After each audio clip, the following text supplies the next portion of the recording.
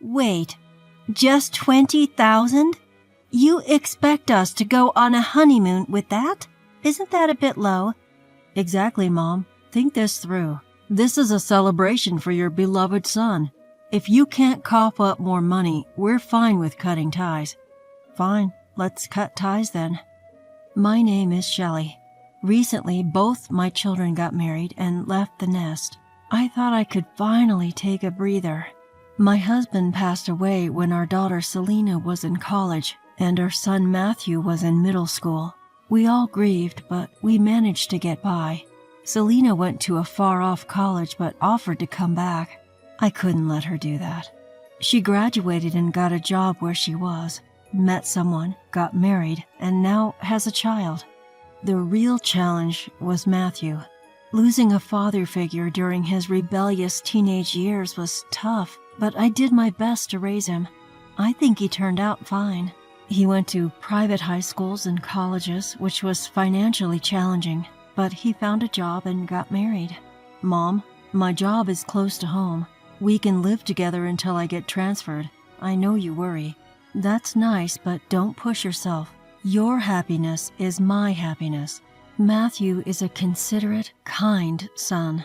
We've had many conversations since he became an adult. I didn't just spoil him. I taught him chores. He's my pride and joy. I'm sure he'll be a supportive husband. I'm content if I can see Selena and Matthew once in a while. Their happiness is what matters most. When kids get married, there's not much parents can do. Interfering would make me an annoying mother-in-law. Times have changed. We can't be too involved in our children's marriages. True, it's sad but necessary. That's what I discuss with my friends. So I try not to interfere too much with Selena and Matthew.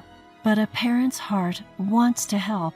So I gave Selena $20,000 as a wedding gift and another $20,000 for her honeymoon. Mom, are you sure? You saved up too.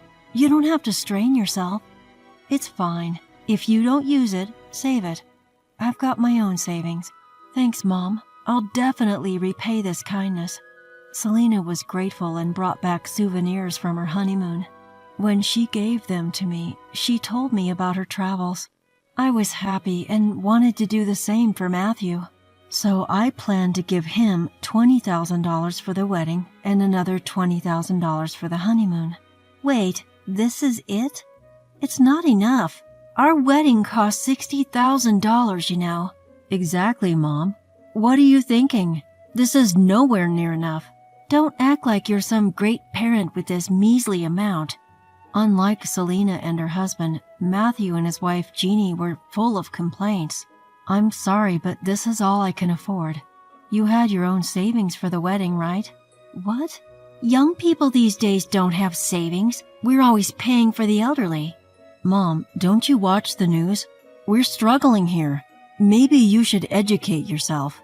I know, but if that's the case, you didn't have to spend $60,000 on a wedding. Wow, how cruel. A wedding is a woman's lifelong dream. It's the one day I get to be the star. Exactly, and you say it like that? Are you looking down on us? No, that's not what I meant. Jeannie starts to fake cry dramatically, and Matthew defends her. For some reason, they act as if I've said something terrible. So are you saying my parents should also contribute money? That's ridiculous. Why should the bride's parents have to struggle? Isn't it the groom's parents who should handle everything? Matthew has no savings. It's been tough for him. Are you exploiting him because you're a single mom? I've never done that. I haven't taken any money from him since he started working. I've never interfered with how he spends his money. If he has no savings, maybe he spent it on his hobbies? That's not true. I just ate out and went drinking with friends. That shouldn't deplete my salary. Exactly. Besides, you have all the latest appliances at home. Those were gifts from my daughter for Mother's Day. See, you've been exploiting Matthew too. Poor Matthew, being taken advantage of because he's kind. In reality, I've never asked Matthew for anything. Some of my friends do take living expenses from their adult children who still live at home. I know young people have it tough. so I never took money from Matthew. I've managed on my own salary and savings. Oh, poor Matthew, raised by such a terrible mother. And now you insult my parents too. You're the worst mother-in-law. Mom, apologize to Jeannie. Show your sincerity with money. We'll be back in a few days, so increase our honeymoon allowance. I'm your precious son, right? Please, Mom. With that, Matthew leaves with a smug smile, hugging Jeannie's shoulders. I'm left alone, disappointed, wondering why they would say such things. I've never exploited anyone. I've given as much as I could afford and thought I'd done my best. Selena and her husband never complained. They even thanked me. I know some parents give more, but this is my limit. I thought I'd raised him well, but to be told all this. Just then, Selena calls to say she sent a package. I end up venting to her, and she says, Mom, Matthew's lost it. I knew he was sheltered, but he's gotten worse since dating Jeannie. You should free yourself, Mom. Her words clear the fog before my eyes. Matthew is an adult now. He is not a child I need to protect. There is no need to be spoiled anymore. A few days later, Matthew and Jeannie return. They sit across from me at the living room table, smirking. So you've had time to think. How much more are you giving us? Exactly. Our future relationship depends on this. Depending on the amount, we might even give you some hotel amenities. They clearly haven't reflected on their behavior. They must think I'll give them more money. So I calmly say, I understand how you feel, but I can't give you any more money. In fact, I've lost the desire to give you even the $20,000. What? Mom, what are you saying? That's fine. We can cut ties. All right, let's cut ties then. They clearly didn't expect me to agree. They visibly panic. Just as they're about to say something, Selena comes out from the room behind me. I've been listening, and you two are just awful. Why are you here, sis? Hi. Long time no see. Enough with that attitude. Aren't you grateful? Especially you, Matthew. Mom supported you through your rebellious phase, sent you to private schools, and even let you live at home as an adult. What's with your attitude? But she's my mom. That's her job. And I've seen online that other parents give more. Exactly. The groom's parents should do more. Otherwise, you won't even get to see your grandchildren. Well, Jeannie, I wouldn't want to see any child raised by people as unreasonable as you. What? Even if we have a child, you'd still feel that way? I wouldn't want to see a child raised by people like you. I prefer not to associate with strange people. That's rude. Let's go, Jeannie. There's no talking to these people. Our words seemed to fall on deaf ears. Matthew and Jeannie left, just like that.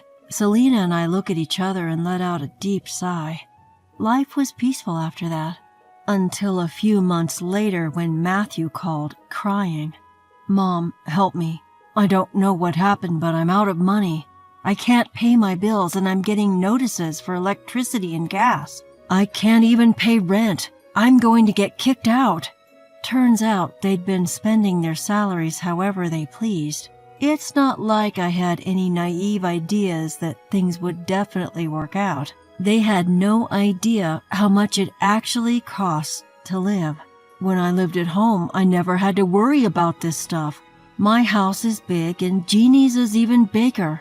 We never had to think about money, so why is it a problem now in this tiny rental? Matthew, did you ever think about rent and other expenses? Did you consider how much of your salary goes to fixed costs? What?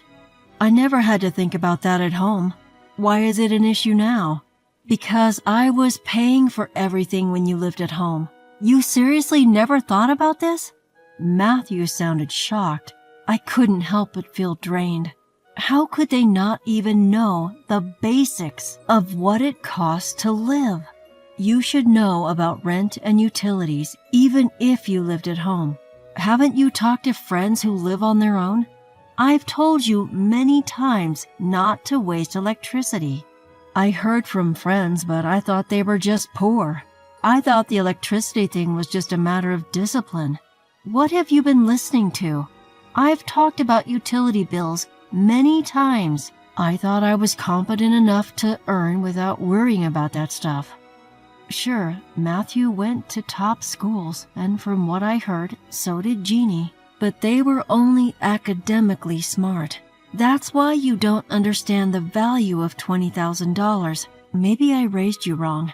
That's it. What about the $20,000? If I had that, I could pay off all my overdue bills. Can you give it to me, Mom? No way. What? I had to be firm with Matthew. Indulging him now would do no good. I had to be strict. Remember, you were the ones who wanted to cut ties. I'm not helping you anymore. That's the last thing I can do for you as a parent. From now on, you're on your own. With that, I hung up the phone. Matthew kept calling back, but I deliberately ignored it. He and Jeannie wouldn't understand unless I took a stand. Luckily, they both work and don't have kids yet. Even if they fall behind on bills, they won't get kicked out immediately. I thought they'd catch up and start saving in a few months, but I was wrong. When Matthew couldn't reach me, he contacted Selena. From what Selena told me, they blamed each other for their financial woes, and it didn't stop there. They said the same thing to Jeannie's parents, who were understandably furious. From now on, you're on your own. Even if you have kids, don't expect any gifts from us. They kicked them out. Still, Matthew and Jeannie blamed each other. The result? A quick divorce. Right before their honeymoon, after a $60,000 wedding. Now their friends are distancing themselves, calling them wedding gift thieves. In the end, they're cut off from their families and have no friends to rely on. Matthew tried calling Selena, but she ignored him too. I have no idea what he's up to now, but I doubt he's changed. That's on him, and there's nothing more I can do. I'm planning to sell my now too big for one house. I'll use that money to buy a senior-friendly condo. That way, I can live a supportive community life. And no, I have no plans to tell Matthew where I'm moving. Not helping him anymore is my final act as his parent. In the long run, it's for his own good. I plan to live happily on my own from now on.